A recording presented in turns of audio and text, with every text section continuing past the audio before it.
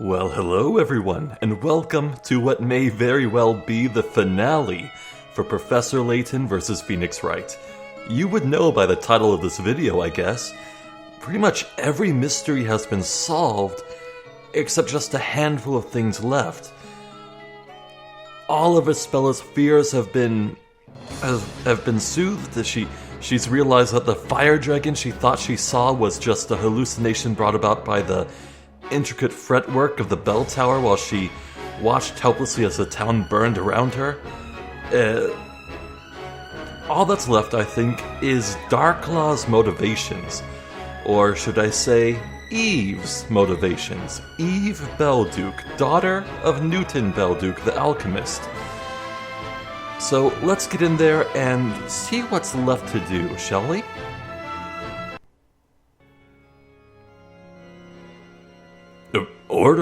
Order in the court. Lady Darklaw, you mean to say that you're Sir Belduke's daughter? Yes, my real name is Eve Belduke. I'm the alchemist's daughter. This is unbelievable. I also sneaked out of my house that evening, clutching my mother's pendant in my hand. I did just as you asked me to, did I not, Isabella?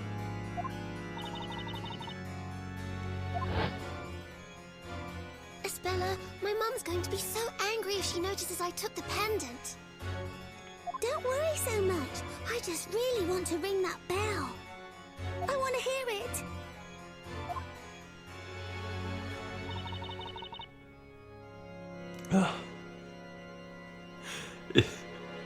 It is pretty crazy how a child's innocence resulted in an entire town dying and burning to the ground.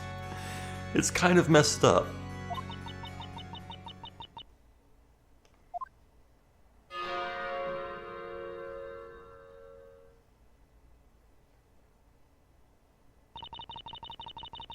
I rang the bell against my father's warning, and so Bizella possessed me. Because of me, the town, and everyone in it. They're all gone. No, it's not your fault. Stop blaming yourself. Okay, maybe I spoke too soon about Ispella's fears being soothed. She's still going on about being possessed by a spirit.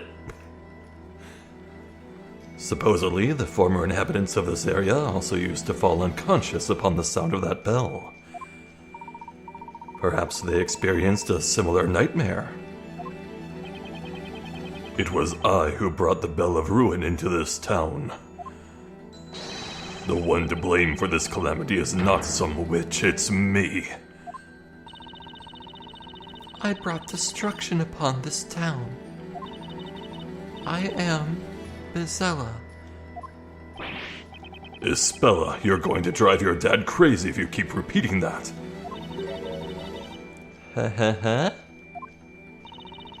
Seeing you like this is giving me a strong feeling of déjà vu. Eve, how can you be so evil? Are you happy now? Evil, he says. I'm still not gonna ever forgive him for trying to friggin' kill Luke. Hello? And Layton, I might add. I'm afraid we're in the dark as regards Miss Darklaw's sense of deja vu.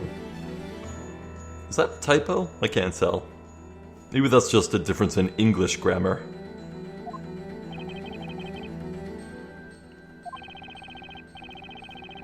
Only 4 people survived the fire. Only 4? Isabella and Eve, who were in the belfry, and the only 2 residents who did not participate in the festival, Newton and I. And where were you at the time, if you'll permit my asking? We were investigating those fateful ruins. That's why we didn't notice anything until it was too late. It was getting near the time at which we planned to ring the bell, so we headed towards the town. Then we saw it. The town had been burnt to ashes, the air shimmering from the heat. That's too awful for words. We searched for survivors sick with anxiety. Eventually, we found our daughters in the bell tower.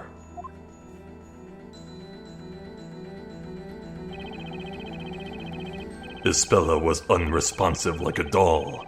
Eve was crying at her side. Our relief at having found them vied with terror caused by the disaster.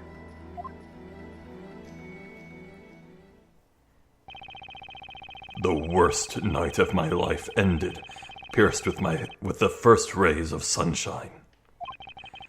But then, it seemed Isabella was already lost to us. We had lost her to Bezella. She wouldn't speak, eat, or even leave her room.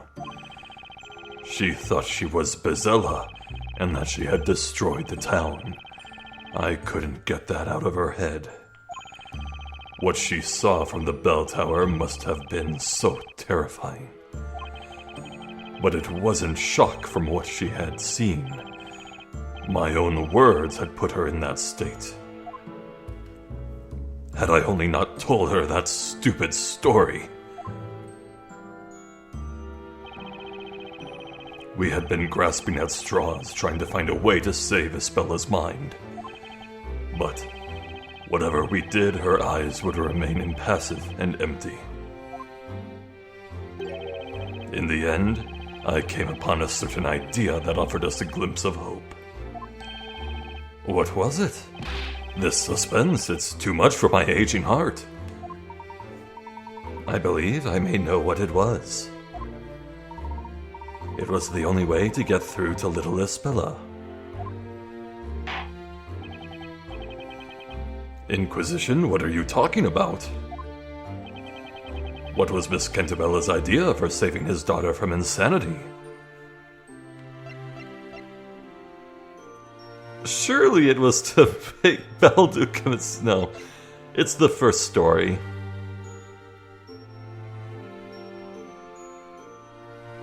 Oh, that has to be it. Have a look. We discovered this in Isabella's room.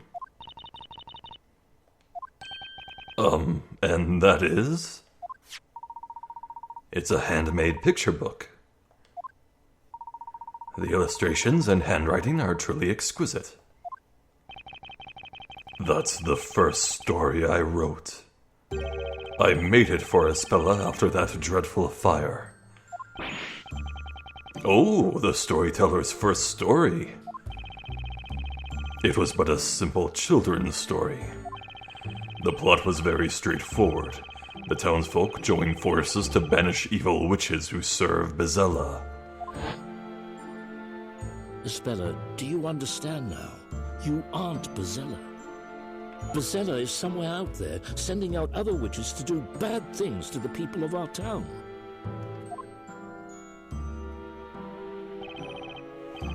Witches, magic, the town perishing in flames. Isabella was mentally broken, and I couldn't get through to her any other way. I talked to her as if magic and witches were real, avoiding any mention of that fire. Daddy. A witch is real. Isabella spoke to me for the first time in so many days. I was beyond myself with joy and replied without thinking. Oh, yes, they are. They're hiding in the town, among the people. But it's just a fairy tale. I was desperate. I feared she would close herself off to me again. Now, in hindsight, I see what an utter fool I was. I made an irreversible mistake yet again. No, it's not. everything your daddy writes comes true. Wow. The bad witches will get their comeuppance. I will write a story about it.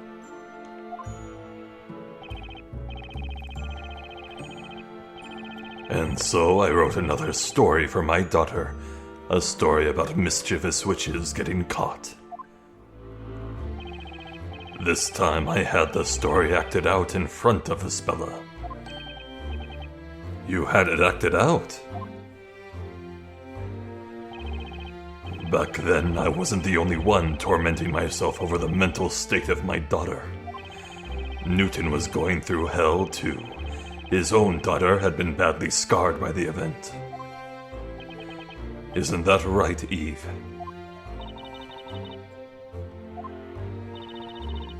My father and I repaired a building that had survived the fire and continued to live in this town. Espella wasn't even able to leave her room. We couldn't leave her behind when she needed all the help she could get. Mr. Cantabella showed us this book one day. Then he made an unusual request of us. I'd like to make this story real. Would you be willing to help me do so?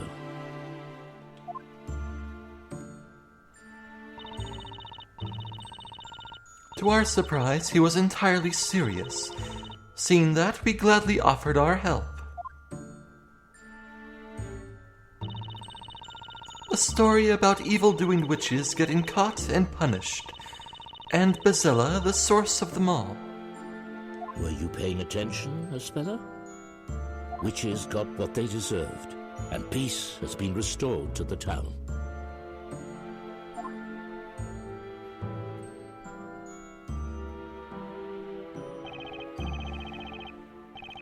Espella smiled at the end. Then she whispered to herself,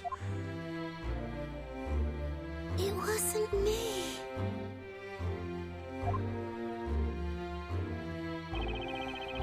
When I saw her smile, I felt as if something broke inside me. I couldn't afford to let her be sad again. Maybe if Bezella were to exist in this town, Espella would stop thinking she herself harbored the Great Witch.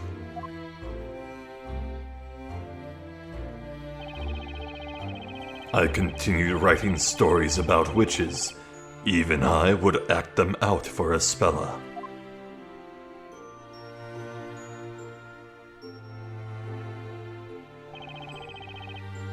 And gradually the number of characters in my stories increased. That was, of course, largely due to the ongoing reconstruction of the town. How much reconstruction? It wasn't anything on a big scale. It simply paid people to move in and act out their roles. But I began to think that I would need more than that. The story had to be real. To make a lie seem true, you resorted to even more lies. Yes, I was certain that was the only way. How did I do so? I remembered about Newton's research. He was working on a certain medicine. It was a kind of tranquilizer made from local plants that he was testing at the time. But it was difficult to put into practical use. The substance had a danger of causing unconsciousness and hypnosis. I can see how that would be abused to cause much harm, supposing it fell into the wrong hands. At the same time, it was just what I needed for my ambitious project. I contacted the government, and that was the beginning of what came to be known as Project Labyrinthia. A town with human test subjects, all in a state of long-term hypnosis. You devised that plan solely for the sake of your daughter. Yes. We acquired the land which had been laid to waste by the fire. The new town was slowly becoming populated. Gradually, the rules of Labyrinthia were established. It was to be a town where magic and witches were a reality to the residents. All of this was possible thanks to the drug. The test subjects were exposed to it through the ink used to pen the story, right? That's right. It was the dangerous drug developed by Newton. About 10 years have passed since then. Even now, the town continues to change.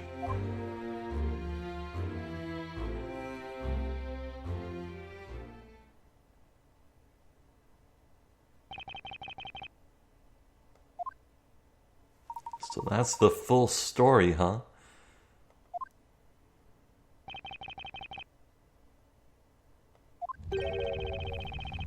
Project Labyrinthia. And all this was done for one girl.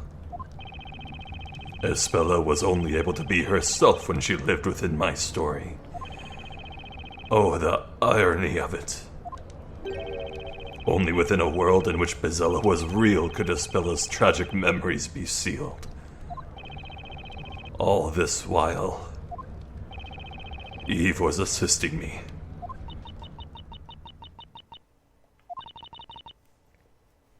I was the first shade.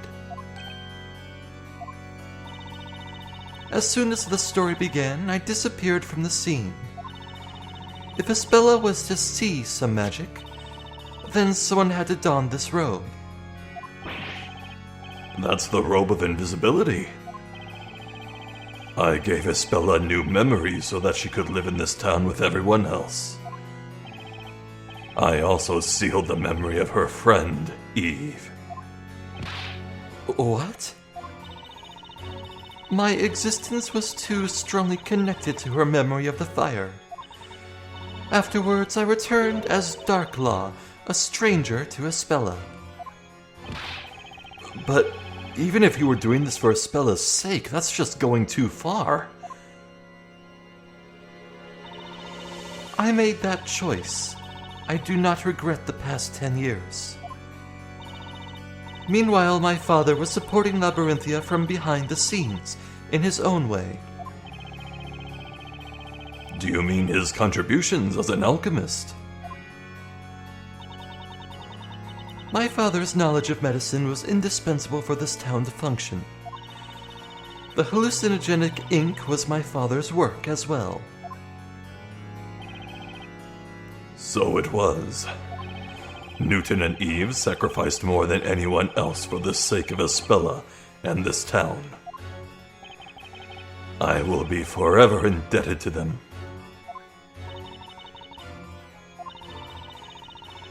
We wanted to save Espella just like you. But then, there's still something I don't understand. Why were you trying to destroy this fake world? In the end, you chose to betray Espella and Mr. Cantabella. Oh, but I've told you already, have I not? It was your revenge against Mr. Cantabella for choosing to end the story, correct? I wonder whether that was the true reason. Professor? Would Miss Belduke really betray them merely because she did not want the story to end? I dare say there was another, considerably more important reason. She had another reason. No need to frown in dismay, Mr. Wright. Please leave this to me. Well then, let's hear what the Inquisition has to say. What other reason led the witness to betray Mr. Cantabella? The suicide note. Have a look. This letter was Miss Belduke's real motive. What is this? I think I've seen it before. That's the letter written by Mr. Belduke for Mr. Cantabella. It's also Mr. Belduke's suicide note. My dear friend, I hope you can forgive me for leaving this world of my own will. What I have done cannot be forgiven. I can never escape from it. Something was tormenting Mr. Belduke. It became too much for him to bear, and drove him to suicide.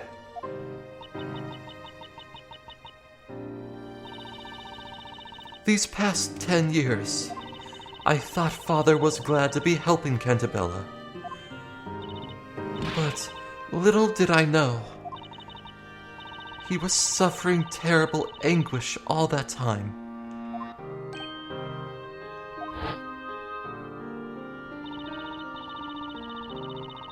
Man, and it's no wonder Belduke wanted to take in Jean, because Belduke knew all along that witches weren't even real.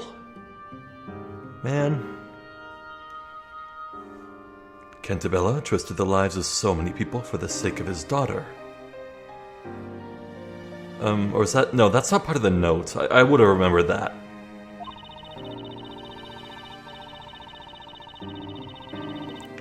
Is this Eve? I think it is. Was the story not but a glorified lie, stripping so many of what little happiness they had? All those years, Father was racked by a crushing sense of guilt. His agony culminated in the incident of 3 months ago. Mr. Belduke's death.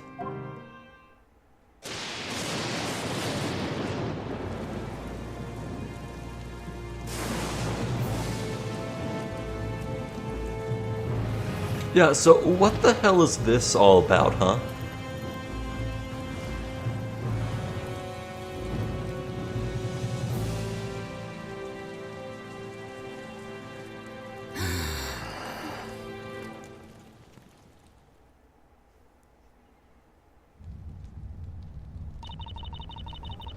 Before Labyrinthia was created, certain things had to be concealed in order to seal Ispella's memories. Concealed. And not, like, destroyed? Huh? Had she seen them, she would have remembered. They were simply too dangerous to her. One of them was me. Ispella's friend Eve had to be reborn as a shade and disappear into the forest. The next thing was the bell tower. I see. Had she seen it, it would have been certain to stir up those untraumatic memories.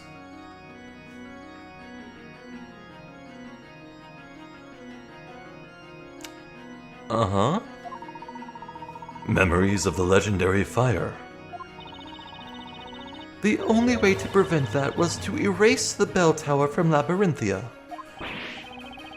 But how could you do that? Using the same method as with this Why not demolish it? Why was the bell tower not just demolished? Hello?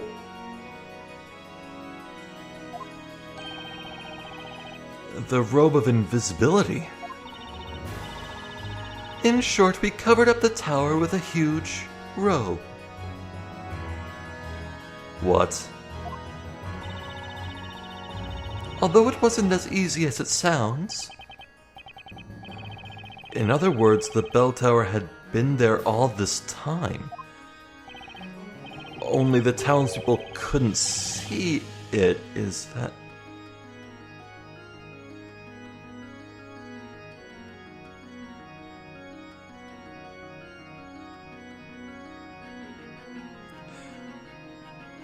This bell tower is in a public park, sitting in the middle of a field. children play there. Cecil and Petal play there. Are you telling me that in 10 years, not one soul bumped into the...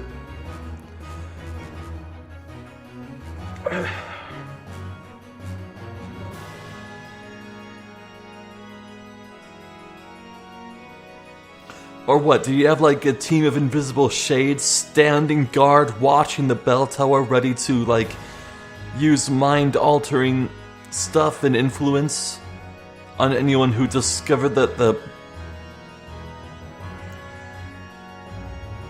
Oh my god, this is so fucking dumb. Indeed. I don't know what to say. At any rate, this situation changed due to the lightning strike 3 months ago, did it not?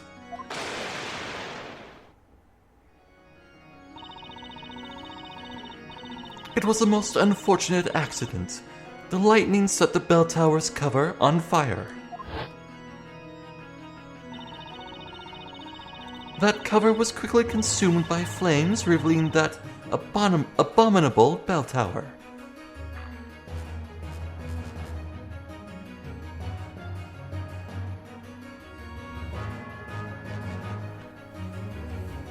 Okay, so why didn't the bell tower also catch fire? Like, if it was draped over and covered completely with the invisibility cloth, why did the fire of the cloth not spread to the tower it was surrounding?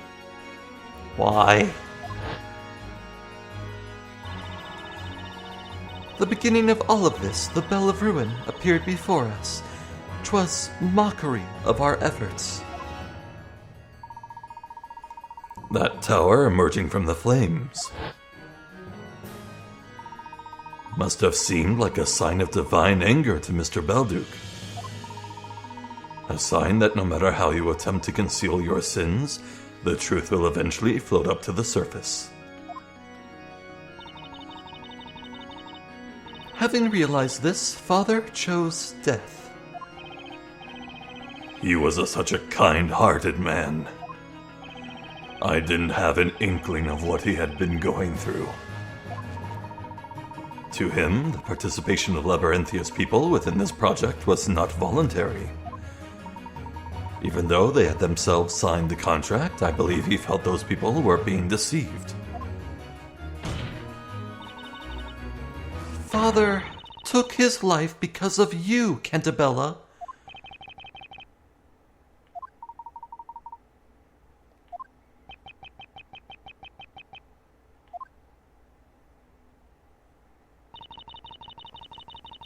Now you know why I did what I did. I lost my father 3 months ago. That day my revenge began. Your revenge? The first step of my plan was to rewrite the story. What did you say? As president of Labyrinth Incorporated, you had to spend most of your time in London. Over the past few years, you were coming to Labyrinthia only for the parades. So, naturally, I knew you would never notice if the story were slightly changed. That explains it. I couldn't help thinking there was something strange going on. Mr. Cantabella is Espella's father, after all. He wouldn't have made Espella a witch in his own story. Espella was a witch? When did that happen? Wow. How could you have known, after all? Let me fill you in on the details. Espella has already been tried once within the witch's court. Impossible. Why, how could you? You knew the risk that would carry. Look at you. What a fine author of that grand story you are. You left all the work in Labyrinthia to me.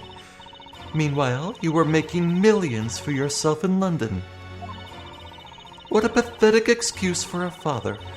You didn't even notice that your precious little Espella was in such danger. Merg. Miss Belduke, why did you do that to Espella? Do you even need to ask? I did it to unlock her memories. You mean... When the legendary fire took place, Espella was so traumatized that she closed herself off to the world. You were just little girls then. That tragic accident was too much for us to handle.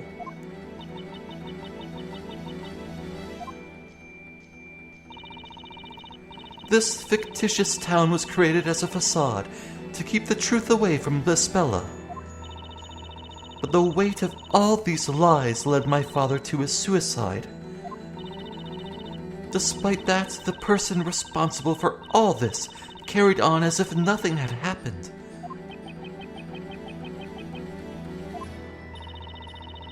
I couldn't forgive him.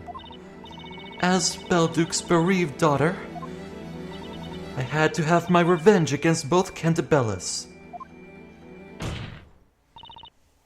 Judge, this is the whole truth. Now you know the true identity of Bezella. Objection!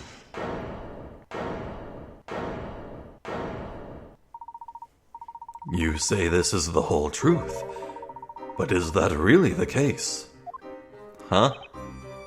Professor, what are you going on about now? We have been provided with a clear picture of what happened to Espella so long ago. Nevertheless, we haven't yet heard your testimony. Don't be ridiculous. This will be the last testimony in this trial. Tell us about the night of the legendary fire. I request that you tell us your story. Who do you think you are, Inquisitor? I am merely one of the supporting characters within this tale. However, I am very much interested in the truth. This has been a very long trial, of which this shall be the last interrogation. The court demands that the single other witness of the legendary fire provide us with her testimony. Very well. There is only one truth. Nothing can change that. Glad we agree. So... I don't know why they didn't just demolish the bell tower. The whole town was burned to cinders. They had to go and clear it all out with, excavators and all that. And bulldozers and everything.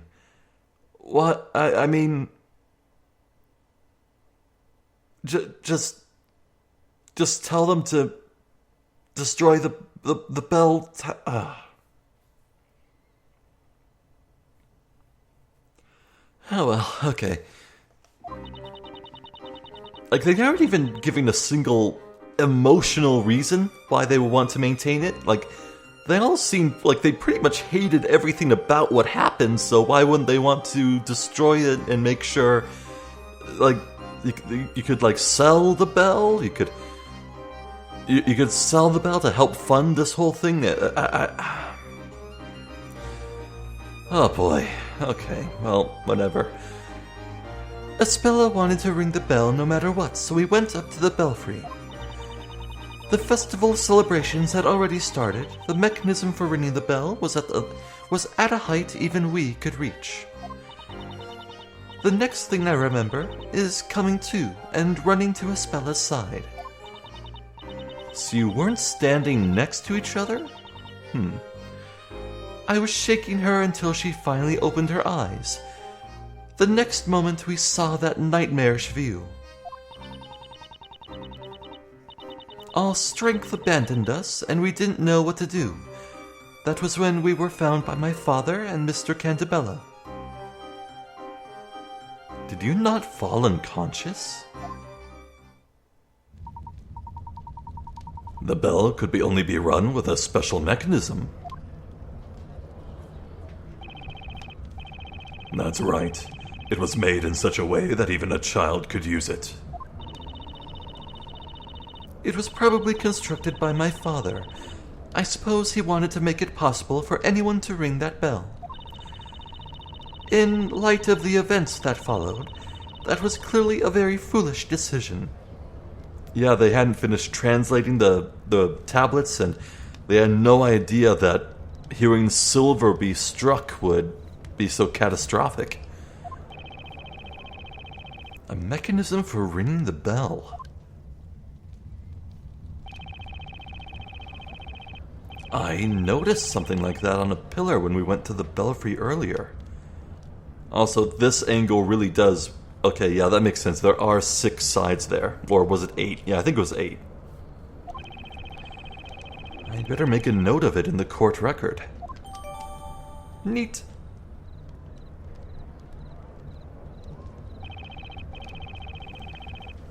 Oh dear, fate can certainly be cruel. I have to agree. If only we had not discovered those ruins and brought that bell to our town. Or if only we could have deciphered those ancient writings a little earlier. Moreover, if only the groundwater in this area didn't cause that strange condition.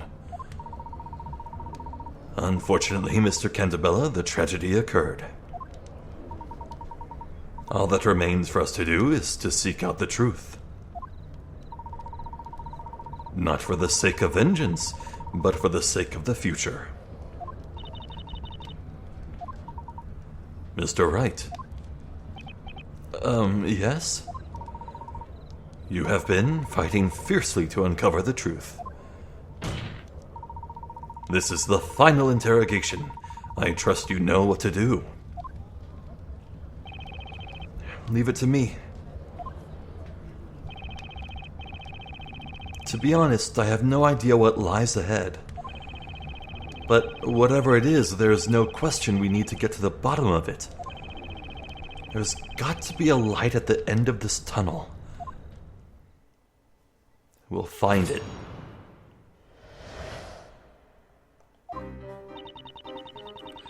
Espella wanted to ring the bell no matter what, so we went up to the belfry.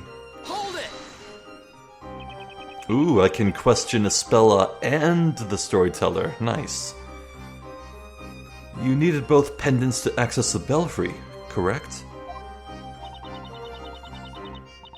Espella asked me to bring my mother's pendant, so I did.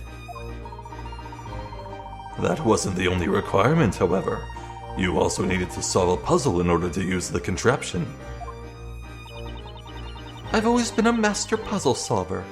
For me, it was child's play. Literally. She solved it when she was a little girl. What's your excuse, Nick? I have no cause to make an excuse. I solved it really easily, thank you. It was that light reflecting one. Hey, I have different talents. Espella and Eve were best friends at the time. Eve is 2 years older than Espella. She used to be like a big sister to her.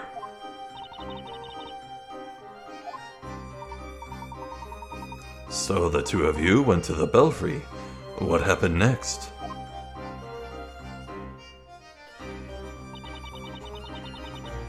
The festival celebrations had already started. The mechanism for ringing the bell was at a height even we could reach. Hold it! So even a little girl could ring the bell. Yes, easily. I intended to make it so that the bell would only be run on special occasions. That's exactly why I put that puzzle in place to restrict access. You also divided the key to the belfry into 2 components, as an extra precaution. I was careful, but the same cannot be said of Newton, who constructed the mechanism as a whole. He presumably wished to make it so that even our young daughters could use it, meaning strength was not a requirement.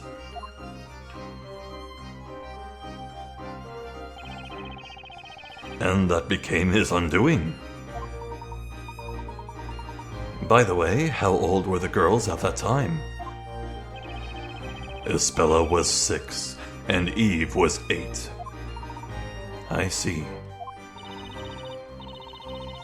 That mechanism was the last thing I saw before falling unconscious. And then...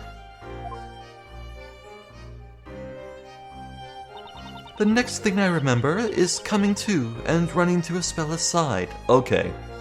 I missed that. Is coming to. So you did fall unconscious. My bad. Hold it! Do you mean that you fell unconscious after the bell was struck? Yes, I believe so. Believe so? Our peculiar condition causes an instant reaction. The brain probably doesn't even have the time to register the sound before consciousness is lost. It was almost as if a slice of time had been stolen from my life. When I opened my eyes, I was lying on the floor. I lifted my head and saw Isabella lying nearby. I sprang to my feet and ran to her side. And what about the situation in the town at that time? I was preoccupied with Isabella, so I didn't notice it to begin with. At that time, was Isabella still unconscious? Yes, I panicked a little and took her in my arms, hoping she'd wake up. I was shaking her until she finally opened her eyes. The next moment, we saw that nightmarish view. Hold it! So it was you who woke Isabella up, witness? Yes, it was me. She was out cold, curled up on the floor, until I shook her awake. As soon as she came to, she turned to look at the town, to that nightmarish view stretching out before us. When you say nightmarish view, I can find no other words to describe it.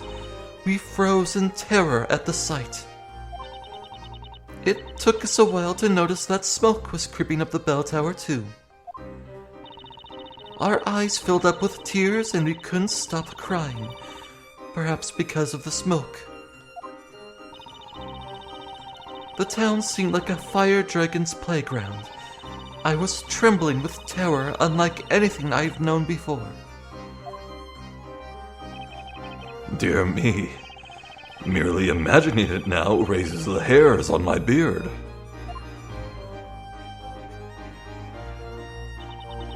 All strength abandoned us, and we didn't know what to do. That was when we were found by my father and Mr. Cantabella. Hold it! You didn't leave the belfry until their arrival. Of course not. We were paralyzed with fear. It was an event so traumatizing it still haunts us. Espella fainted again when she saw the fire dragon. I was crying and wailing until our fathers found us. We went to the bell tower, as it was a good vantage point. We weren't expecting to find our daughters there. Of course, neither suspected at that point that the disaster had been caused by the Bell of Ruin. Eve was in tears, sobbing violently. As for Espella, she was in a daze. Her face frozen in an expression of disbelief. She didn't know what was happening around her. I cannot say this with certainty, as my memories are a little vague. But I think I was trying to protect her. Oh? Huh? From what? Hang on!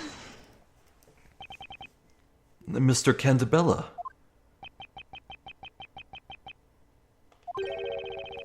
I remember that very well, as if it happened yesterday. Cantabella? Would you mind telling us what you saw?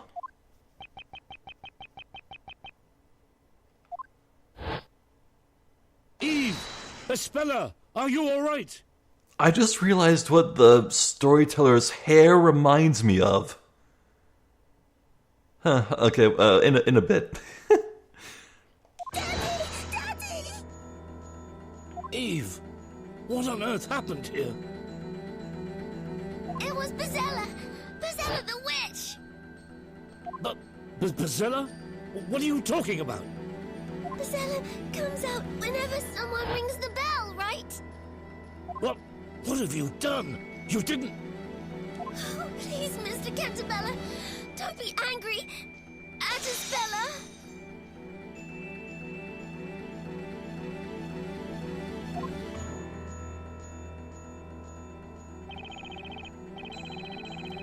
Eve said it with a most serious look on her face.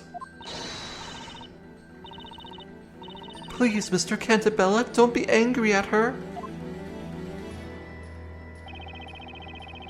When she said that, I grasped the situation. I realized what had transpired in the belfry. And I thought to myself, I must protect these children.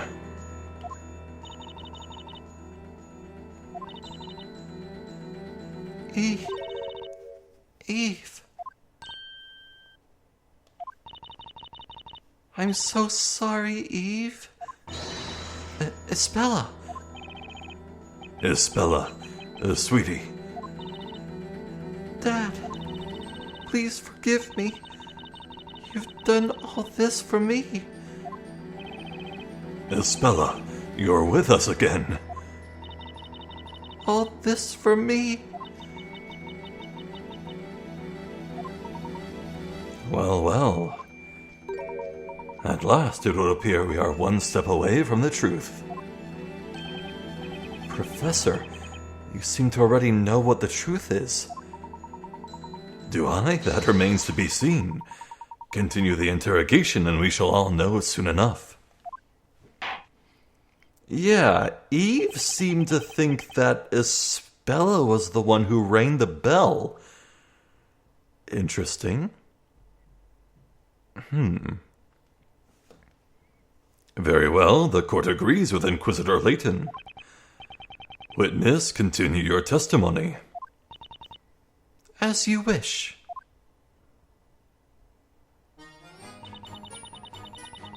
Okay, well,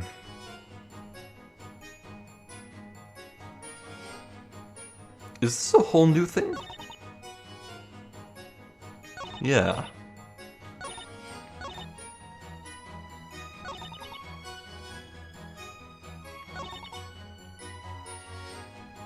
Okay, now that Espella is lucid, we might be able to question her now. She might have a reaction to what she says. But about the storyteller's hair, yeah. Let me progress until I can get a good look at him. Espella wanted to ring the bell no matter what, so he went up to the belfry. Hold it! You needed both pendants to access the belfry, correct? Espella asked me to bring my mother's pendants, so I did. Alright, so... yeah, Espella's busy sobbing, but she might notice something odd at some point. Well, anyway, the storyteller... I realized what his hair reminds me of, especially the way he, like, held his hand to his face so only his one eye was visible. This is gonna sound really weird, but it reminds me of the main bad guy of the Ape Escape video games. Spectre, this albino monkey. Well, ape, I guess it's in the name, but just came to mind. It's weird. I freaking love Ape Escape, though. If you haven't, go play it. The first one's the best, in my opinion.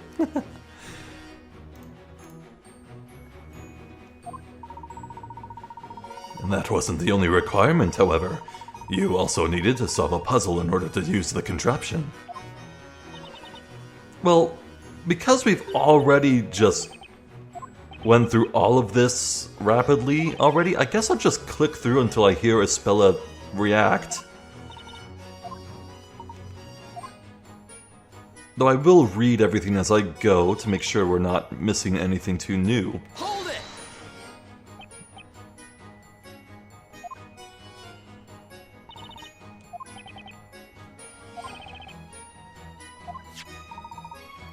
Pendants. Espella took it from her mother. Now, so it's going unsaid, but did Espella and Eve's mothers both die in the fire festival? I think that's the implication here, which is really grim. Huh. Hold it!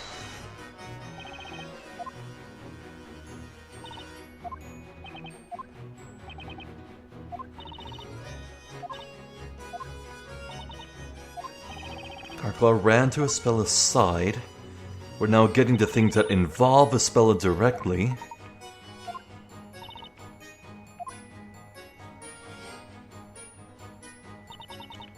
Hold it! You were shaking her. You shook her awake.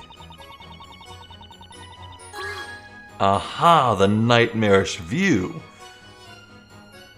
Hang on!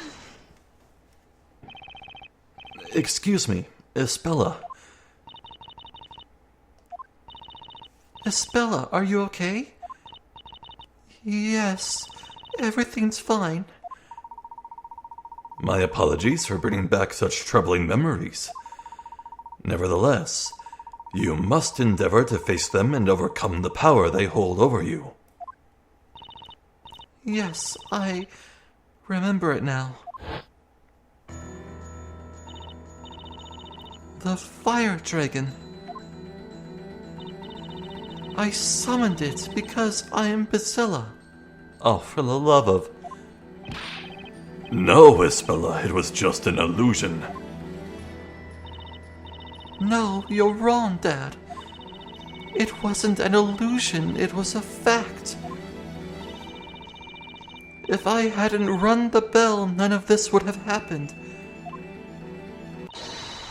Basella is the bringer of disaster, and that's what I've done to our town.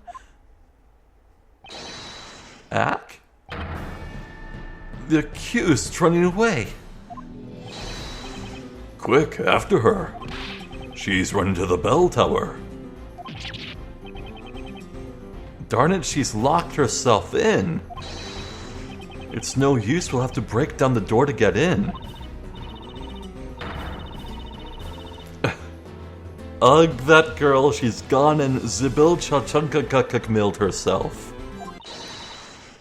Stay away from me!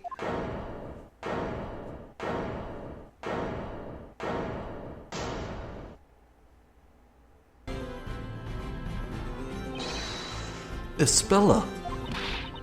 Espella, be careful, it's dangerous up there. Wait, I think I know where this is going and I don't like it. Please, Espella, calm down. No? Phrasing? I'm sorry, everyone. I have no right to be here anymore. Oh no! Don't come down! Don't come down! Nick, Espella's going to do something crazy. I can see that. But what the heck can I do? Espella, please do not make any hasty decisions. Mr. Layton. The truth is close now.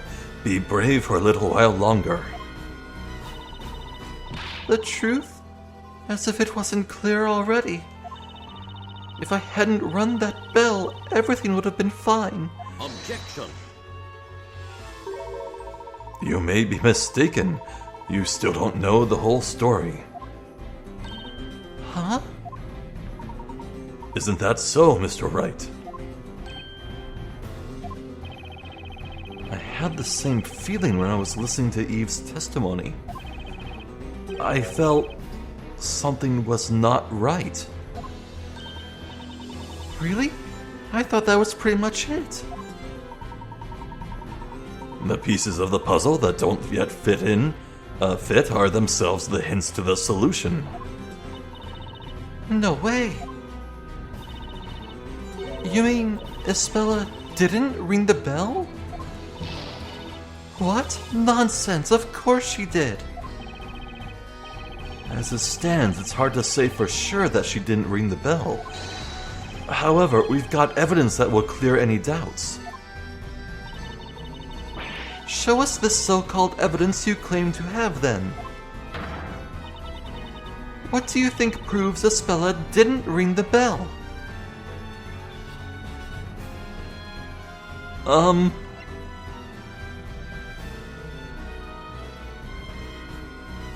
Okay.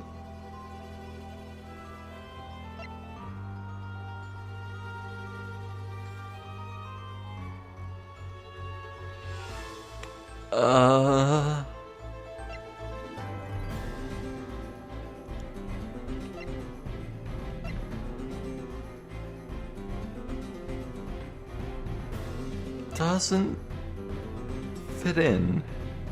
Let's look at the plan again. Yeah, that tells me nothing.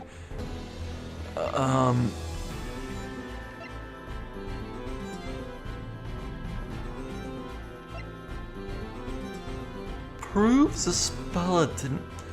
Okay, a device for ringing the bell of ruin. Even a child can use it. Even a child can use it, so... Of course a 6-year-old Isabella would be able to.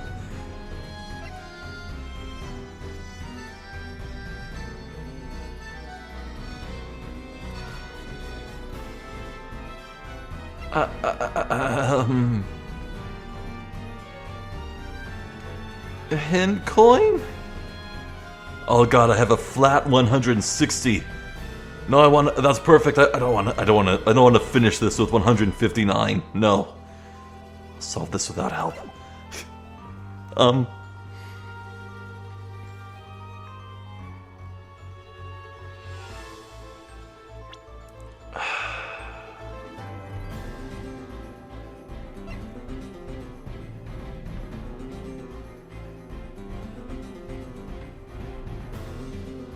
Could it be that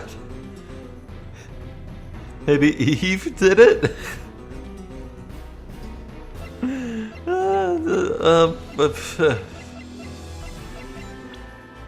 Surely it's nothing in the Grand Grimoire. Will I even get penalized if I get this wrong? I mean, I might just get an instant game over if Isabella doesn't like it enough.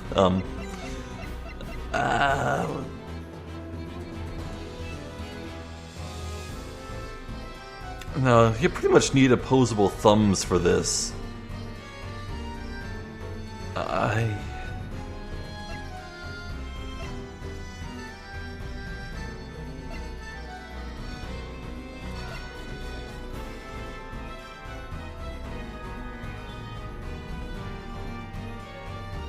Okay, I'm thinking really hard about everything.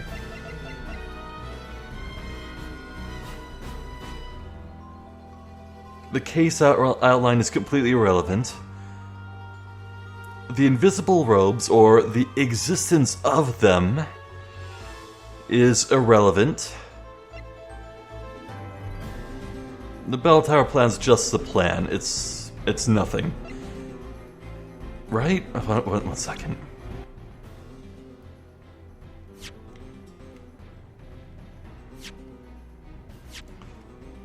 Yeah, no.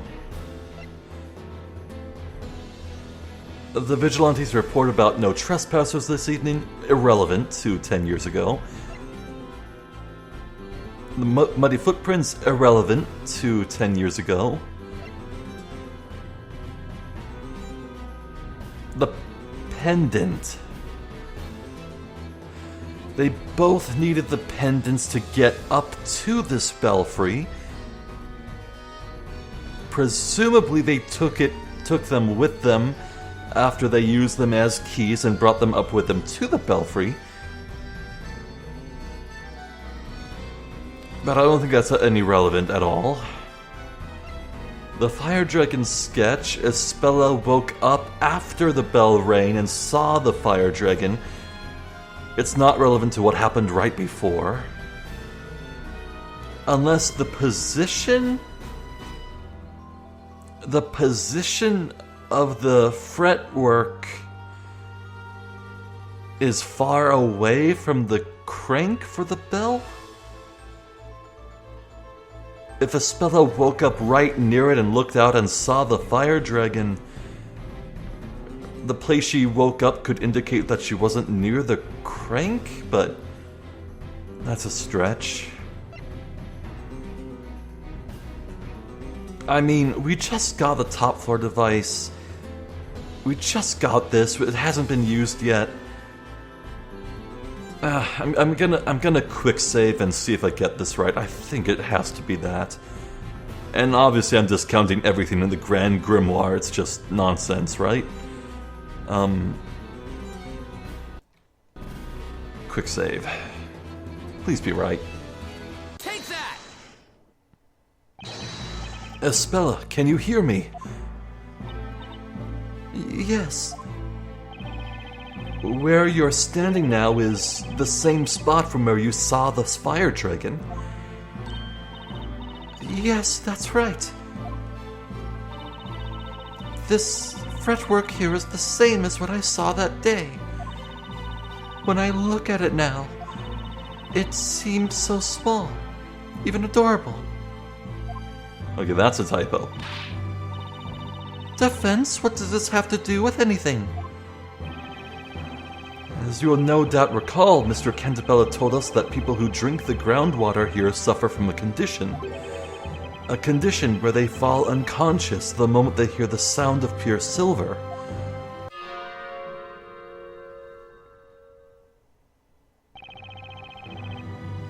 After the bell sounded, you recovered consciousness sooner than Espella. You ran to her side and shook her awake.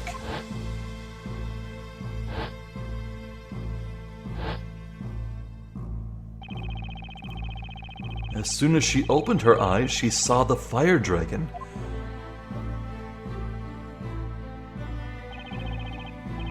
In other words, if it was Espella who rang the bell, that would mean the device for ringing the bell must be very close to the fretwork of the dragon. Oh my god, I nailed it. Wow. I nailed it. I got it right. Wow. Espella, can you please check that for me? See if the contraption is located near the dragon fretwork. Okay, give me a minute. Mr. Wright. Espella, did you find it? I don't know if it's the right thing, but there's something on the other side of the belfry. A contraption with a handle. What? On the other side? That's right. I figured there was something weird when we went up the bell tower, but I couldn't quite put my finger on it. No way. You see where I'm going with this, don't you, Miss Belduke? If it was Espella who rang the bell, there's no way she could have seen the fire dragon when she woke up. No, this can't be right. An excellent deduction, Mr. Wright. Miss Darklaw, it seems that everything is now clear as day. What?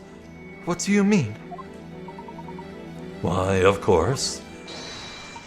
I mean the answer to the question of who rang the bell.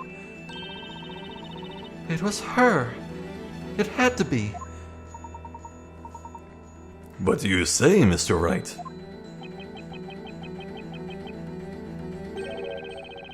It looks like we've arrived at the same conclusion. We now know that only one person could have done it. Wait, what good will saying it out loud do?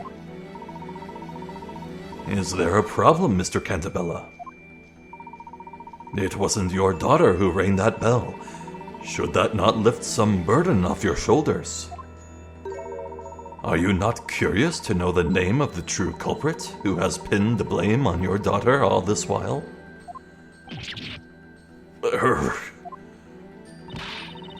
How about you stop taunting us? Just say the name already.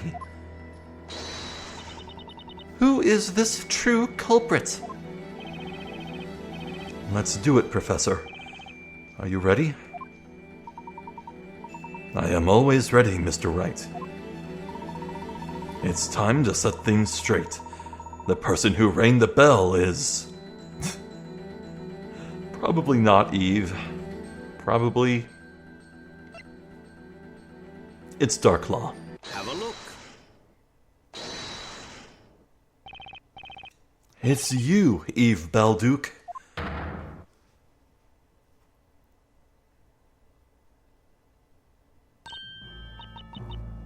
Me? But... there were only the two of you in the belfry at the time.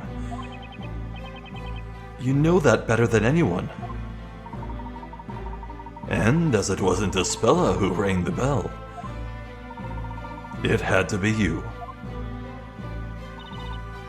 That's preposterous. It can't be true. It was an extremely traumatizing event for both you and Espella. Your friend's memories were altered from the shock without her even realizing it. She believed she was a witch who rang the bell and summoned a dragon, which incinerated the town. However, Miss Belduke, Espella wasn't the only one whose memories were warped by the horrors you two witnessed. You were affected as well. No, Uh-oh. it wasn't me. Espella, she rang the bell. It was her, not me. But why?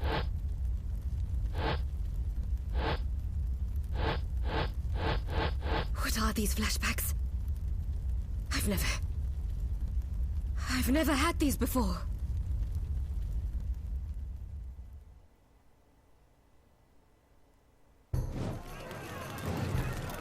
Well, there you go.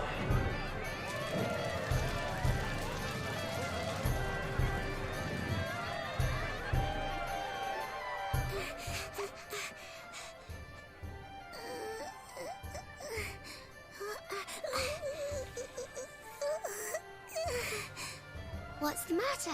I don't want to do this now. We'll be taken over by Bizella. Bizella is just a fairy tale. And you're the one who said you wanted to come and ring the bell. I did, but I changed my mind. Hey? After coming all this way? Oh.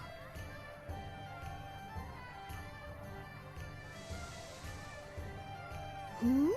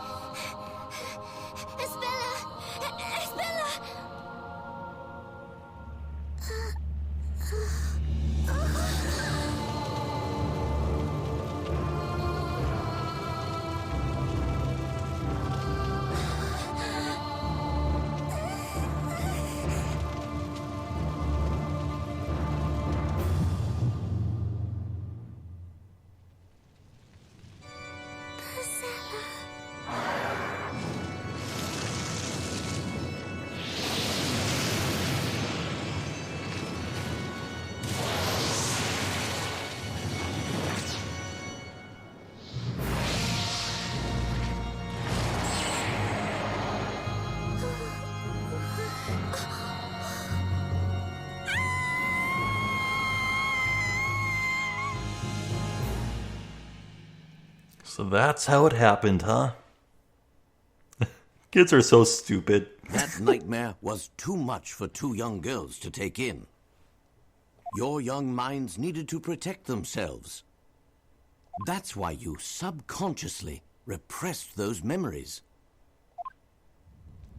Then, if that's true, for the past 10 years, I've been pinning the blame for what I've done on Isabella. It can't be. It can't be true. Well, shoot. It's impossible! Huh? Whoa. I wish I could do wibbly magic like that. Darklaw's just disappeared. She's donned the invisibility robe. High Inquisitor Darklaw. She's run away. But did you hear that? It was her that once destroyed this town. Our lives have already been messed up so much, we don't need this now. She's got to pay for what she did. Capture her. Oh my. Oh, Nick, look at the bell tower. Ispella's gone. Huh? No, she's on the roof. Wait, what? I beg you, don't blame Eve. How did you get up there?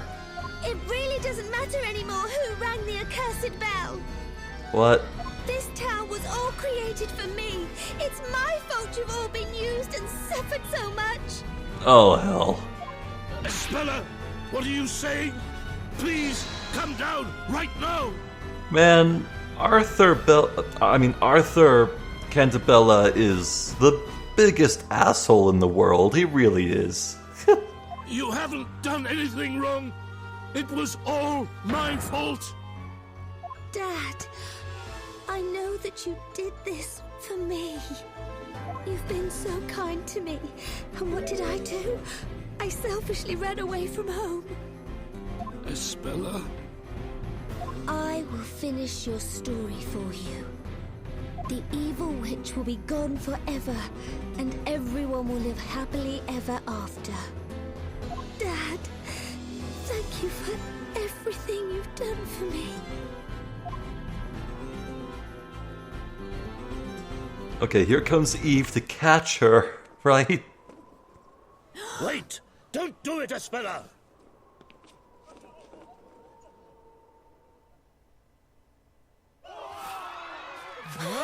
Do I need to put a trigger warning on this?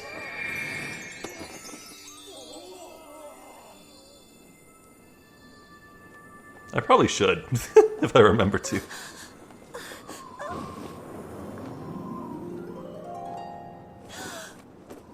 What are you...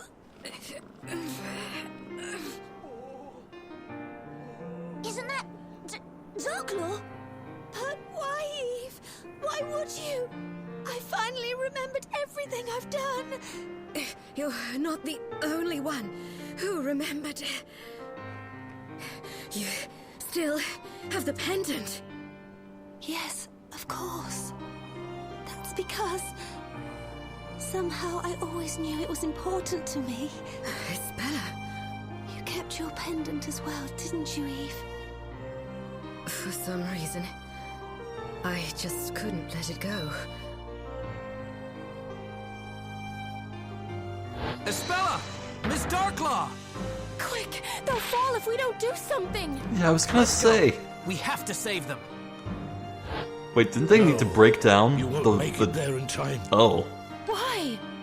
The wooden handrail Eve's holding onto is rotted through. We need some sort of magic to save them. No way! Magic, you say? Got an idea, Professor? If a bit of magic is all that's needed to save these two young ladies, then perhaps that is something I can arrange. What? You can?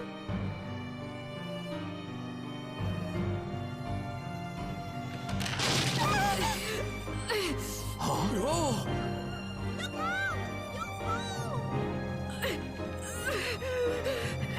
Eve! You have to let go!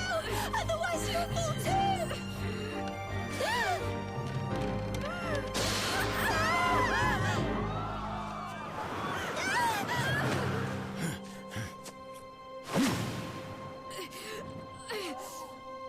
Huh? Professor? What's going on here? Anyone? Professor, you're a sorcerer. No, Miss Fey. We have already established that magic doesn't exist even in this town. But then how did you just do that? What you have just seen was the last and greatest illusion within Labyrinthia. Huh? An illusion? Magic is but an illusion, and this illusion has been produced through the power of suggestion on Labyrinth's medication. Everyone in Labyrinthia has been under this particular magic spell. Now then, shall we break the spell? Magic is the last mystery to be solved? Huh? You've seen through all my tricks, Layton. I wouldn't have done it without the vital hint you gave me when we spoke in your tower. The final spell is concealed at the start. Oh. It did all begin at the bell tower. Okay, so what does that mean? As you know, all the spells are listed within this book. Right, the Grand Grimoire. Now, what did Mr. Cantabella mean by the start? The front cover? Precisely, Mr. Wright. The final spell shall dispel the illusion.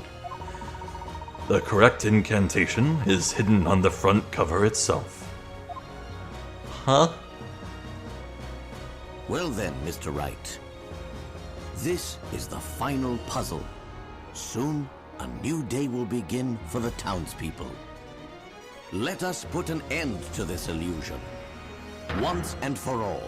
You have to understand, Yeah. I don't have any faith this reveal will be cool. 90 carats. Puzzle 70. The final spell. Guys, this might be it. Ooh boy. Hidden on the cover of the Grand Grimoire are the characters that spell out the true magical incantation. Select the characters on the touchscreen and slide them over their counterparts on the tome's cover to make them vanish. The grand finale approaches. Remove the extra magical characters from the Grand Grimoire's cover to reveal the hidden incantation.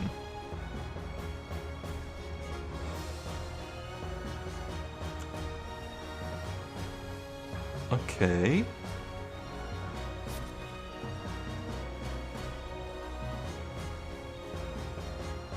Match symbols then.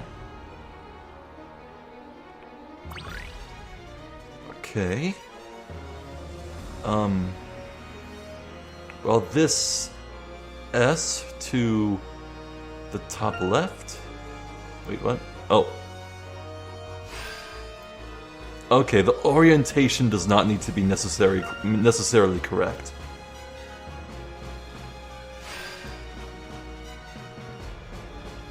Alright, so we're taking it back bit by bit here.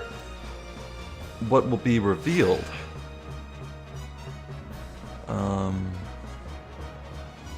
Oh, there's a big fancy E, quite large. Okay, where's the one with kinda...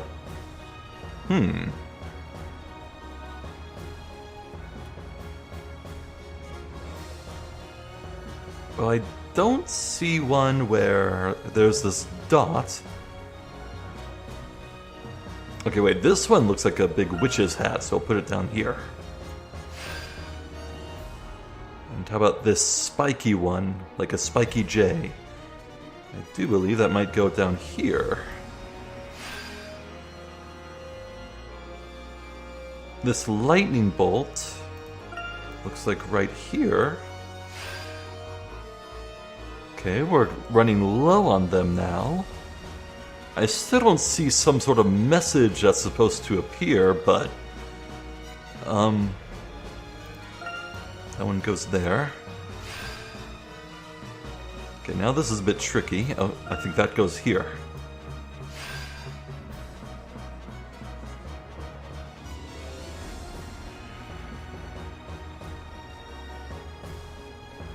I'm sorry, where the... Oh. I think I see this one. It's over here? Interesting. Okay, it's gotta go in the top right, right?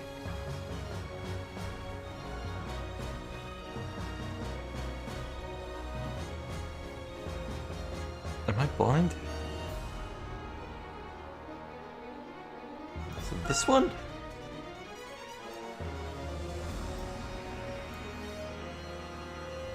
Oh, it's this.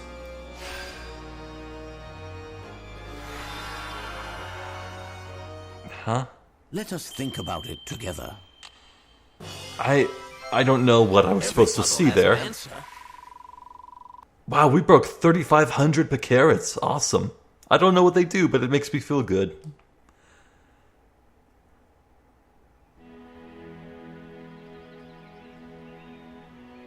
The sun is rising, and when it does, its light will reveal the truth behind Labyrinthia's mysteries. Now, Professor? Yes. Shall we, Mr. Wright?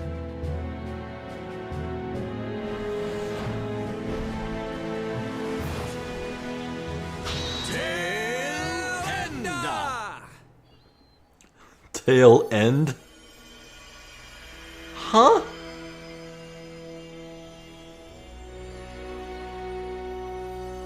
What?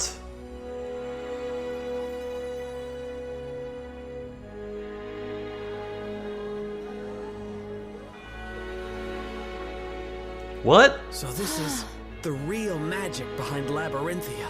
Excellent work, my boy. What? Hey, it's Luke! Oh, there's where he was. Wait, so you're telling me no one heard any of the... And why did the sunlight magically now just make them appear?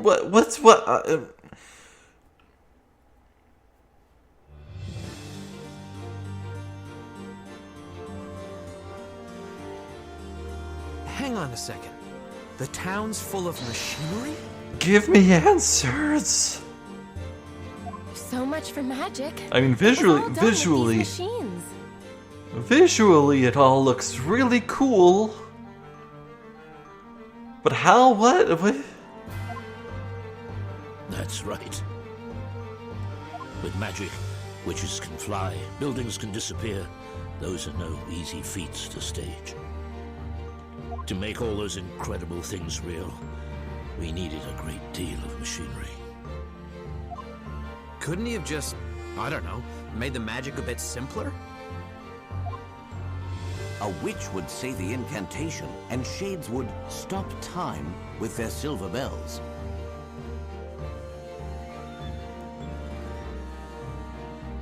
That's why. That's why Kira had a silver bell.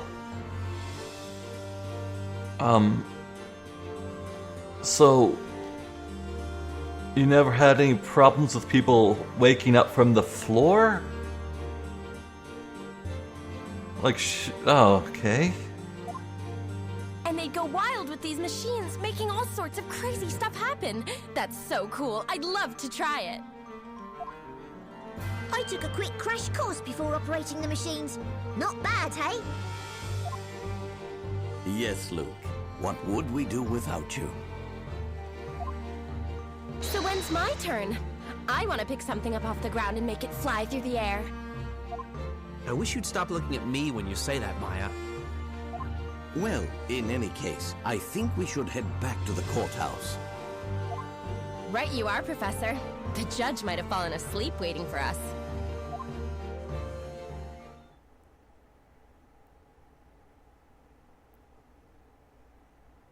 The sun has risen above Labyrinthia and has shown us our town's true form. Okay, maybe... Yeah, okay, it looks like...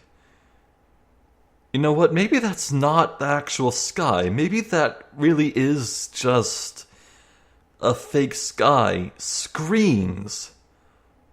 But if so, where did the lightning bolt that lit the tower on fire and make it appear come from?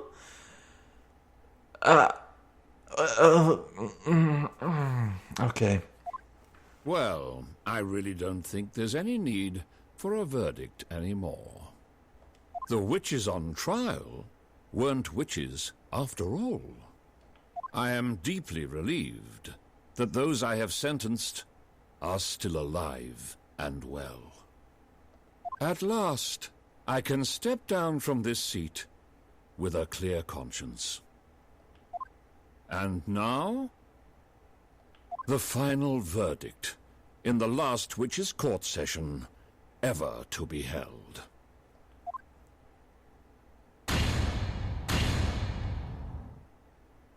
Nice.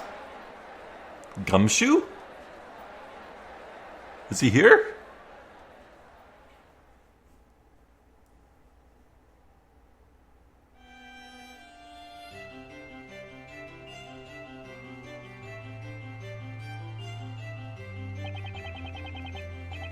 Huh. I'm very grateful for all the help, Professor. The feeling is mutual, Mr. Wright. A gentleman always fights for the truth. I could not have done otherwise. Look at that power stance. Wow. I'd like to congratulate the two of you. You both did splendidly in the court. Oh, it's the judge. You've brought to light the truth about this town. Although I still find it astonishing that we could not see all of this.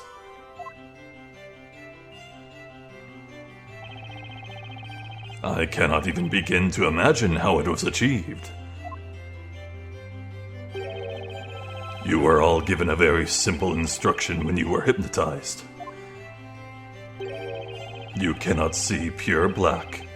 That was sufficient. Huh?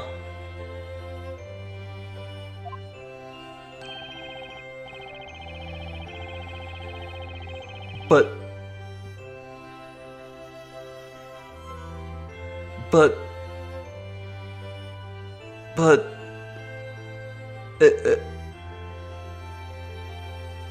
just 'cause you can't see a color doesn't mean you wouldn't.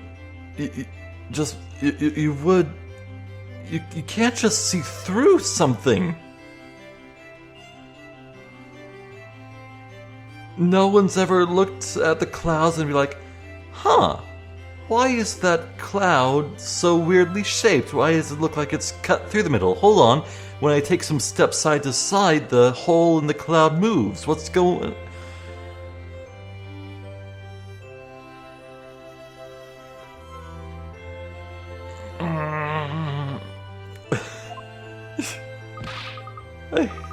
God damn it. Wait just a second, there are plenty of black objects all over Labyrinthia, aren't there? Yeah, that's right. My hair's charcoal black too. Ah, but it is not pure black. What? What we often perceive as the color black is in fact far from being pure black. Our brains interpret reflections of light as colors. Objects which reflect even the smallest amount of light are not pure black. So everything's painted like Vanta black? That's the term for it. Pure black is only encountered within nature as darkness. Darkness, sir? The machines used in Labyrinthia are coated in a special material developed by Labyrinth Incorporated. It absorbs light without reflecting any. It is the only material that can be said to be pure black. Oh, I bet this invisibility robe is also made of that same material, right? That's correct. And of course, the bell tower was concealed using the very same material as well. When you think about it, this town abounds in all things invisible. Huh? Miss Darklaw, or should I say Miss Belduke? Yes? When did she change her clothes? For 10 long years, your memories had been suppressed. The truth about what occurred in the belfry was invisible to me, you mean? Mr. Cantabella and your father knew it all along. They knew who actually rang the bell. What? Did they really? Is that true, Cantabella?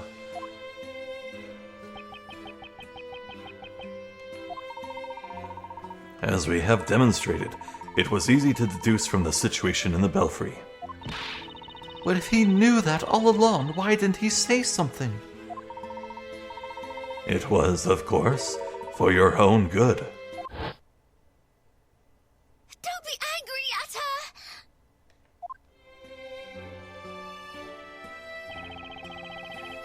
You were trying to pin the blame for that disaster on Espilla.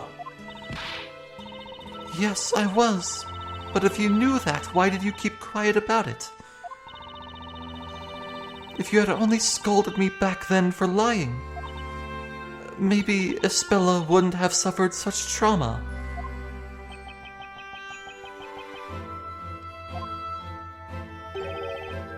It was your eyes, Eve.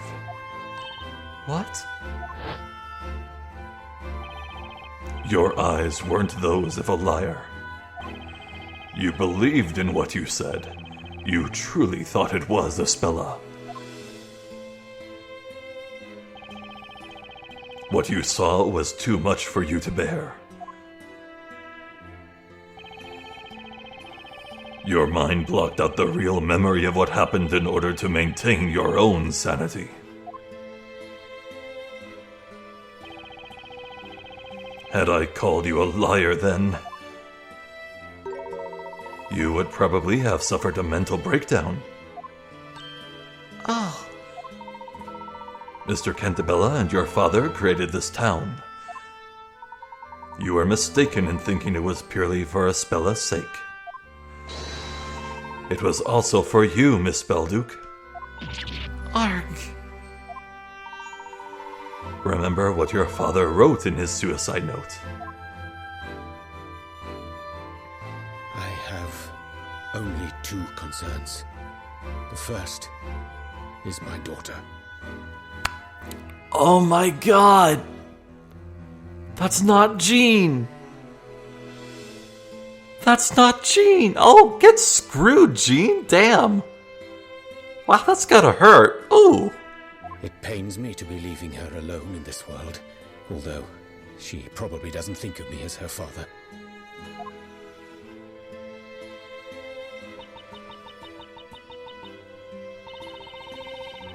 I had an argument with my father once. He was always thinking only about the town and paid no attention to me. So you moved out and broke off contact with him. But you were wrong about your father. Not a single day passed without him thinking about you. He helped to make the story I was weaving a reality for your sake.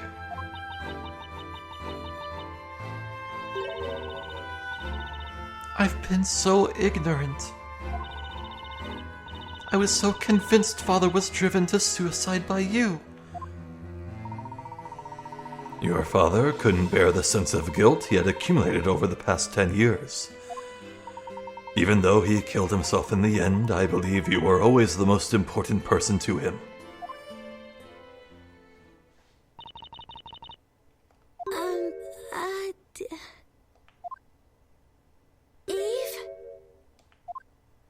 Espella! Espella, what I did to you is unforgivable. I rewrote your story, putting you through all this. I can't believe I went to such an extreme because of one wrong assumption. No, it's okay, Eve. I wasn't angry. You weren't? You've always been on my side, protecting me. And even today, you saved my life. Luke did too. Don't forget about that. Espella. I also owe you an apology. After all, I forgot about my dearest friend. I'm so sorry, Eve. Ah, there you are, Eve. Where were you? Your cat's called Eve. You know what I've just noticed? You two are very much alike. You and Eve the cat. Man, they both even have green eyes too. What? It's all in your head. It looks like Eve has taken a liking to the other Eve. You've got that right, and the similarity is really striking. Oh dear.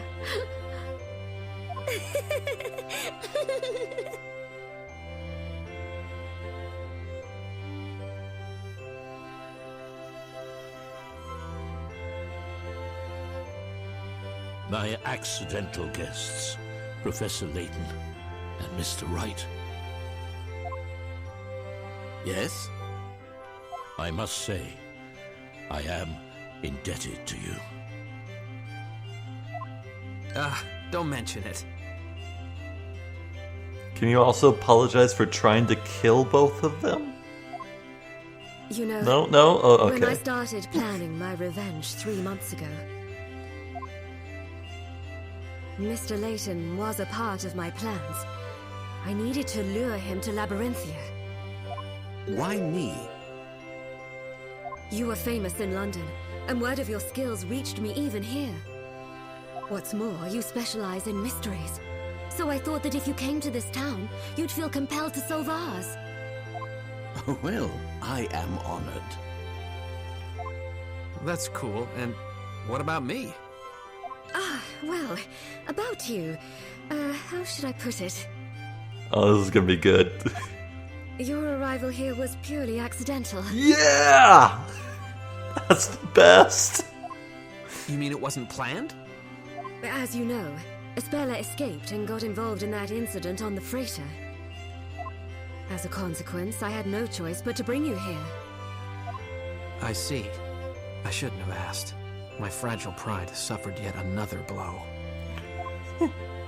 Nick, you can't escape your fate. You're doomed to always find trouble if it doesn't find you first. Yeah, that seems about right. How about some words of sympathy for a change? So you know who's languishing in dank, squalid cells? Barnum and Jean? Terribly sorry. Could someone go get them out of there? The only thing on my mind the last 3 months was revenge.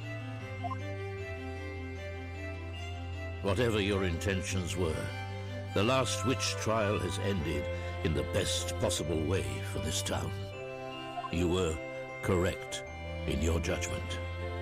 You always are. You're too kind to me. I thank you from the bottom of my heart, Eve, for opening my eyes. Sorry to break up this little happy ending, but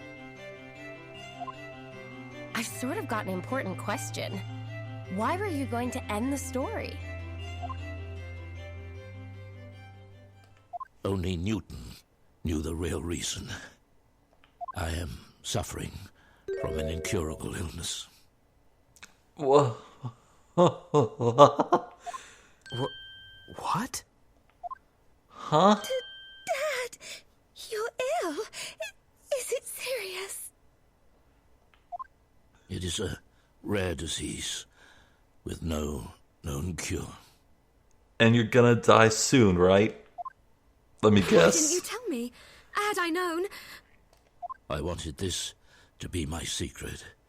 I suppose that was a bad decision on my part. I thought I'd finish the story before I died and lay the foundations for a new world. Honestly, I was desperate. I didn't much care about Labyrinthia anymore. Dad, why did it have to happen to you? Especially now that we're finally back together. Cheer up, Espella. How can I? Yeah, okay, so this dude's gonna die of an illness and just completely escape any judicial punishment. He won't see prison time, and also Darklaw's probably not gonna see any prison time for, hospitalizing Carmine.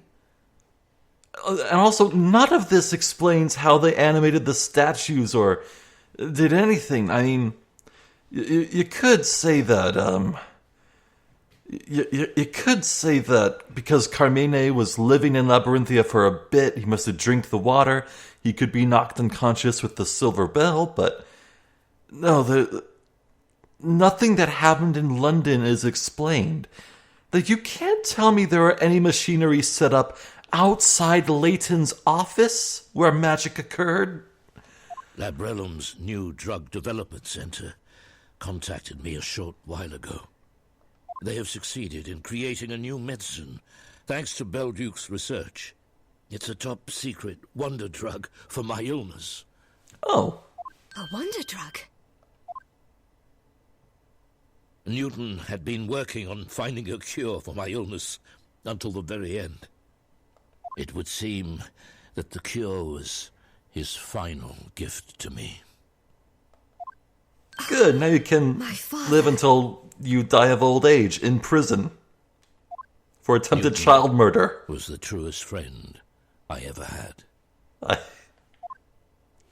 I'm going to undergo surgery. Do not fear.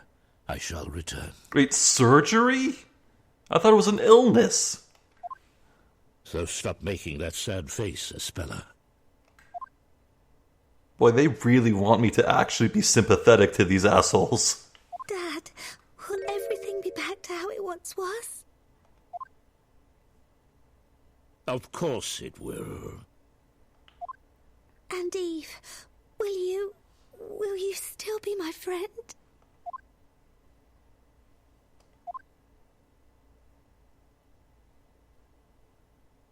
Of course. Thank you. Yay. No, justice for Carmine. Justice for Carmine. I'm going to drop by Mrs. Eclair's bakery. I've got so much to tell her. Do you mind if I go, Dad? It won't take long. Of course not. Please do. Looks like Eve wants to come too. What? Oh, you mean the cat. Meow. Espella, mind if we tag along? Not at all. You're welcome to come. Awesome. Maybe we'll get some tasty baked bread out of this.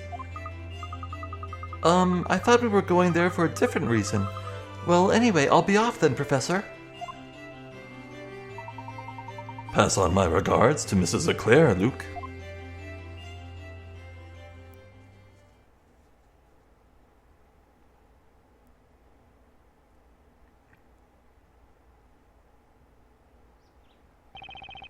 So, what's going to happen to the town? I've released everyone from hypnosis. They will soon recover the memories of their lives before Labyrinthia. As of today, Project Labyrinthia is over.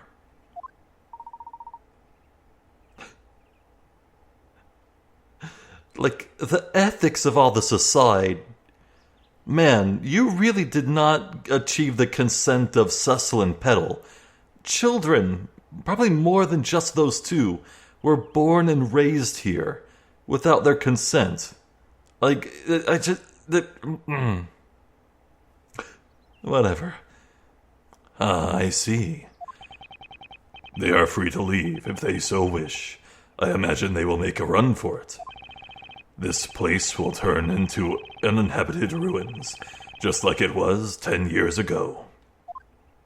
I have some doubts about that. The judge? Look at that power stance.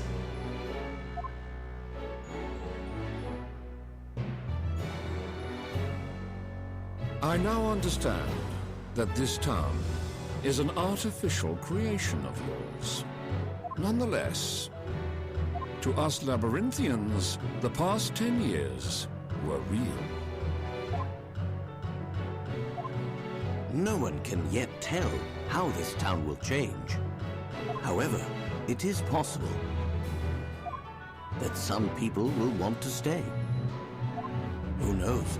Perhaps you will find yourself creating a new town along with them. A new town, you say? I am no longer the judge, but, if possible, I would like to remain here. Wow. You have my gratitude, Your Honor. You need not address me as Your Honor anymore, Sir Storyteller.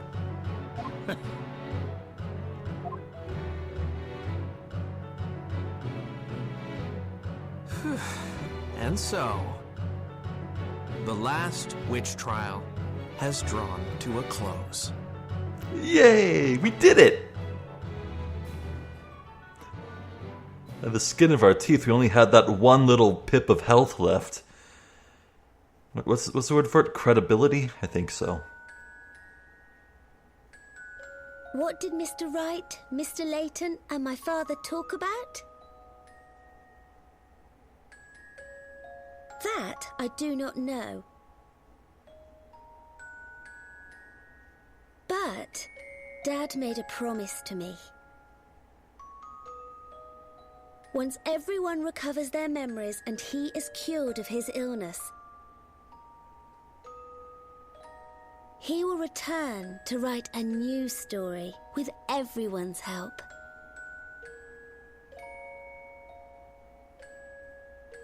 This time, the story will be real without any lies or illusions. I hope so.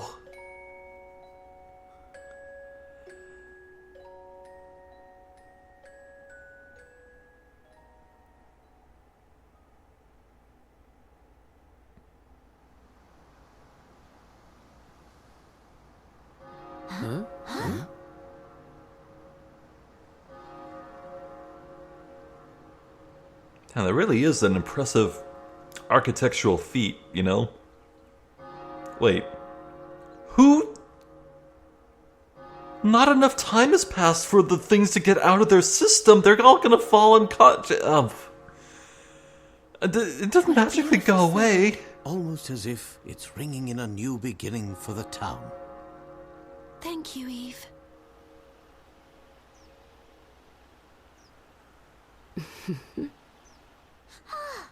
Okay then. Whenever you are ready, Mr. Barnum. Dude, he cleans up nice. Yeah, I was gonna say, Barnum kind of... Thank you! just kind of disappeared. So much for everything! Espella, you take care now. You too, Mr. Cantabella, bye! Be sure to visit us again! You can bet on it! I wish all of you the very best.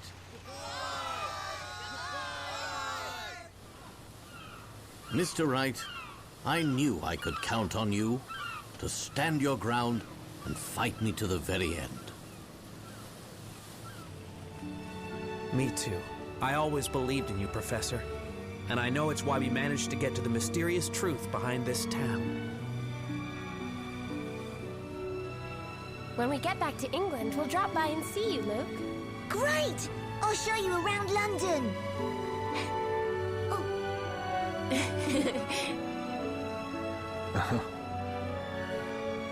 I saw Constantine's tail on there. Yeah, for how cool of a character Barnum was, he really did get the short end of the stick in this story. Oh, solid gold statues. Wow, okay, I guess that's really it then.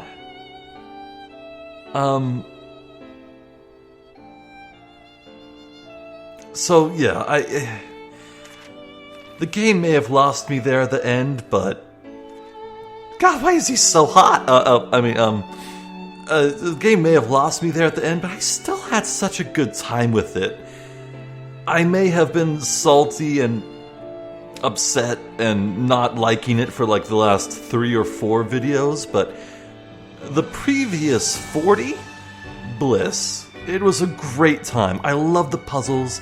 The atmosphere was immaculate, and the music is phenomenal, and just the writing, it's just so funny and good, and it's just such a good game. When it comes down to it, I would... Is that the male lady blushing, holding flowers, trying to approach Kira? Ooh, neat. This is cool. Anyway, if someone were to ask me, hey, should I play this game? I would say yes. I would recommend this game. I don't want to just toss it into a dumpster. Did we even get confirmation that Rouge is Barnum's sister? I don't think we did. I'll just headcanon that then. Oh my god, the judge is working at the circus? I see shakes.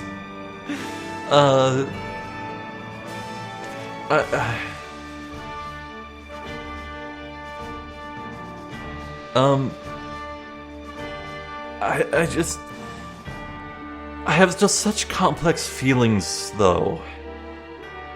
I got burned, I did. Not unlike a witch would. I don't regret Let's Playing this game for sure. I still had a marvelous time, and it was super fun, and I would do it all over again if I knew how disappointed I'd end up being. You know, Professor, I feel like I've just finished reading a really long story. Indeed, Luke. I know what you mean. It certainly was an enthralling adventure. I wonder how Espella and the others back in Labyrinthia are getting on. I'd love to go back and see them. Although, I'd rather not have to be sucked into a book to get there. Perhaps we should ask Carmine to come along with us. Great! It's a real relief he recovered from all of his injuries. But he was a bit put out when he found out you'd already solved all the town's secrets, Professor. Yeah, his injuries that no one will be sued for. We mustn't forget that we didn't solve them all by ourselves. We couldn't have done it without the help of our friends across the Atlantic. I wonder what they're doing right now. Battling away in a courtroom somewhere? I'd wager they may well be, Luke. At any rate, we must make our own preparations. There's a brand new case that requires our attention, and that means a brand new set of puzzles to be solved, my boy. On to the next adventure, I guess. Yeah, I am interested in... Wait, what? What's the matter, Wright? Has the cat got your tongue? Yeah? Or are you still in a holiday kind of mood? Perhaps your mind is as clouded as the English sky. Any hints, Maya? Not really. If only the professor were here. I think. Oh, my voice sounds so good. That patented spell of yours, Nick. patented spell? Hello, Earth to Nick. Just when we think it's all over, you always use it to turn the tables. Ah, got it. I just have to close my eyes and say the magic word. Luckily, I don't need a witch's scepter for this one. Save the chit-chat for later, right? I've almost missed that utterly annoying spell of yours. Fine, let's hear it then. Just take a deep breath and give it all you've got. Well, here goes. Objection!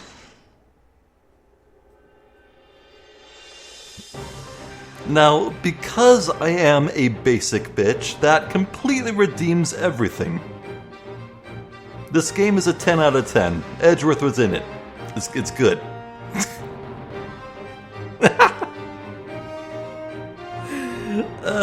But... Wow! They really did that. That was unexpected. Okay, man, I really did nail it when I decided to give him a British accent, didn't I? Wow, okay, anyway, yeah, when it comes to Professor Layton, I really do love that character, and Luke. They're very fun, very endearing, very charming. And I do want to check out their other games. And if I do, yeah, I could see myself Let's Playing them, absolutely. Like, I'm an addict for puzzles now. I found all the puzzles to be very fun. Yeah, come to think of it, I don't think there were any puzzles I hated, and if there was, then I completely forget them, so... Yeah, big fan of the puzzles in this game. Good stuff and all that. Huh.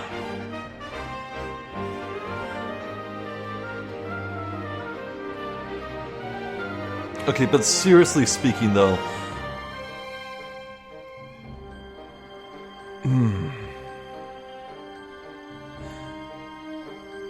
I will say this was a great game. Not just good, it was great. There are just a few things I'm not satisfied at all with, and some things I thought could be done better. As much as I didn't like the reveals at the end, I will say that everything was well acted, well written, well displayed, visualized in visual novel terms. I didn't like it, but I could never call it bad. Or not even just okay even, no, it was good the whole way through. Good to great the whole way through this entire game.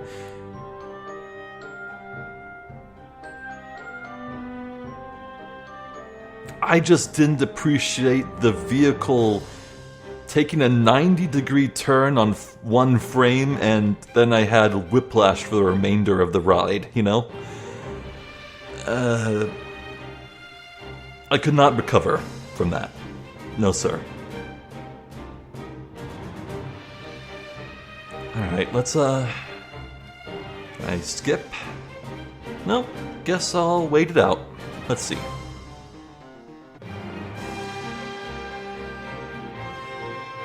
Oh yeah, and why was Eve's scarf on fire?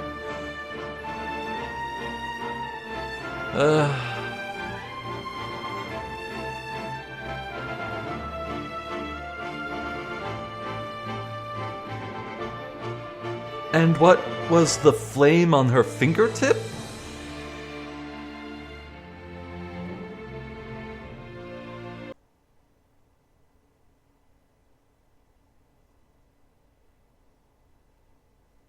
Finn. Neat. So, was there ever, like, a reason why he needed to wear that mask, or was it just a costume, or... I mean, he did have his hair down at the very end there, at the boat scene. I never did get ranked for my performance in the final trial. Oh. That's every mystery solved. Neat. Ah, my credibility, there it is. Oh my god, I'm just short of 4K. Just short. Oh man. Wait, my hint coins?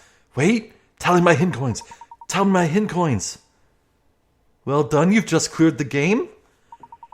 You may now make a special game clear save data file. When you load data from this file, you will be given a choice of 2 starting locations. The first is within the underground ruins. From there, you'll be able to access the town and wander around freely, searching for hint coins and unsolved puzzles. Oh, well, we're good there. The second choice is at the climax of the epilogue. This is ideal for those who would like to experience the game's finale one more time. Okay. We start with maximum credibility, so even if you've run short this time around, you will still have a chance to pick up those vital picarets that you missed. Why are they vital? I don't even know what they do. Yeah, I'll say my completed game, sure. Which would be the oldest file. Wow, 48 hours. Damn.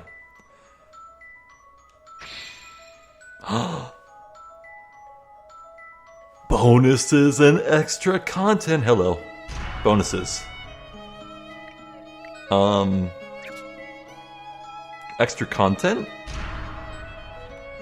Okay, we'll start with... I have no idea how substantial this will be.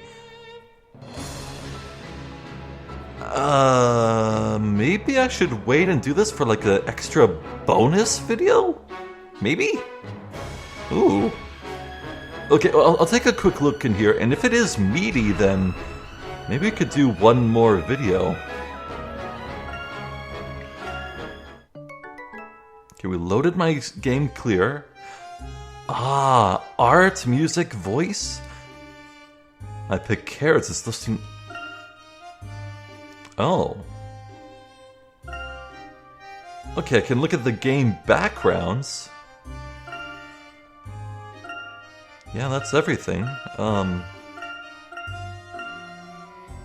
Somehow it looks all worse and pixely than the actual in-game version.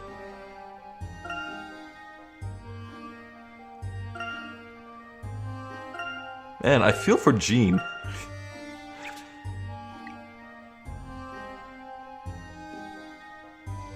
It's like, I can listen to all the music too. Movies? Oh, wow. Well, cool. Well then, let's see what extra content is. I don't know what this could be in comparison to the bonuses.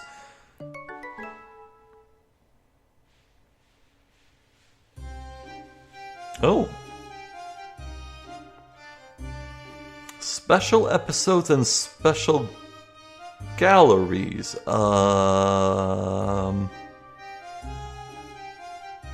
Don't know what this is, but okay.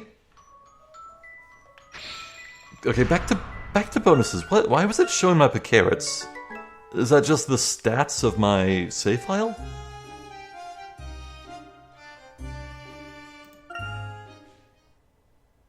I can hear voices. Professor, but what are you doing? Interesting. I do like a good old sound test in my games.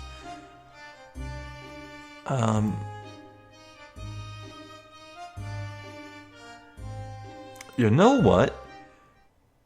Maybe... You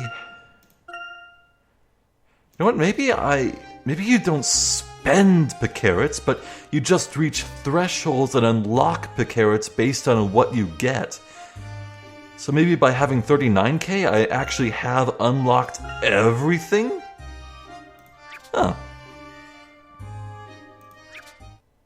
Well, ladies and gentlemen, I think we can count that as a completed, successful playthrough. We're done. This is the finale. It's over.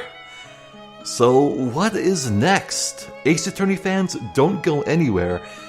The Great Ace Attorney 1 and 2 are in the near future. Not immediately next, but in the near future. In the meantime, I will be returning to and finishing my playthrough of Dark Souls 3 The Convergence mod.